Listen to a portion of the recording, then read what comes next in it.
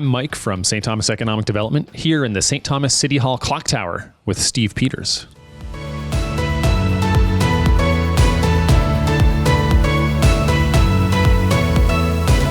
Okay, so we're here in the top, or nearly the top, of the bell tower of St. Thomas City Hall, and we're joined by Steve Peters. Slightly tight quarters here, but Steve, I was wondering if you could tell us some of the history of this bell. Well, City Hall was constructed in 1899. It opened in 1899. And one of the features of the City Hall was to have the clock tower put in. And it wasn't until late 1899, early 1900 that the clock was added and the bell was added.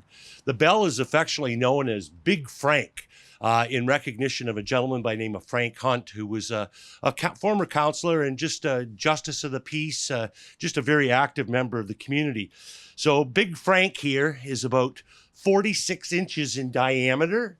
It's 36 inches high, and this bell itself weighs about 2,000 pounds. And it has the bell itself operated up until 1991 when they did City Hall renovations, and the weights on the clock broke and the bell didn't run. Thanks to the local Optimist Club as a Y2K project, the clock was mechanized, and we now have the bell in place. One of the unusual features on this bell is this large chip.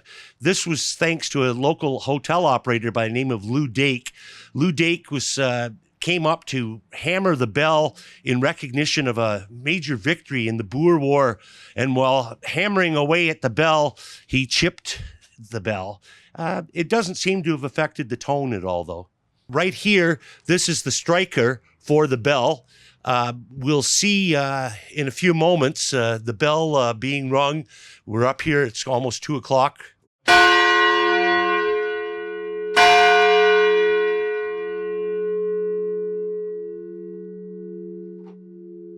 There you have it, folks, 2 o'clock. For a good 10 seconds after the final strike, you can still hear that hum going through the air, and it's still humming now.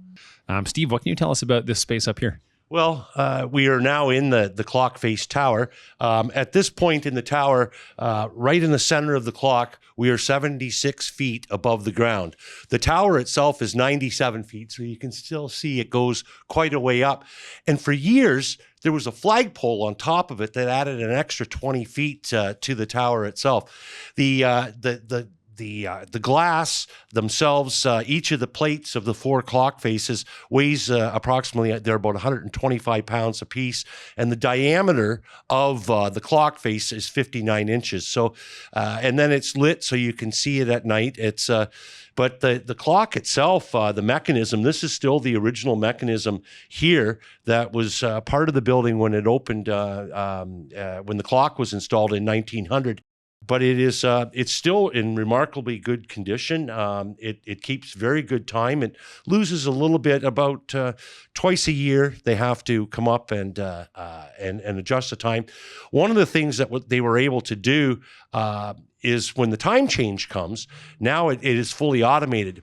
In the past, you had to actually stop the clock for an hour each way to allow for the time change, but the new apparatus negated that. So, Steve, I see in the face of this clock behind us, there's a hole. What's going on with this? Well, in the early days of the building, and for years up until the 1970s, a family actually lived here, the caretakers. They lived on the 3rd floor. For years, it was a gentleman by the name of Hugh Fackrell, and Hugh was succeeded by a gentleman by the name of Mike Feeney. And Mike Feeney learned the story from Hugh Fackrell that one of the faces had been shot with what they believed was a .22 caliber rifle. And this hole in the face of the clock is courtesy of that shot. And Mike was very active in the Elgin Regiment and a very good marksman as well too. And he was able to determine the trajectory of the bullet and determine that it was shot about halfway down White Street. Thanks for tuning in. Like and subscribe on YouTube and stay tuned for another little update coming soon. Let's get out of here before that bell goes off again.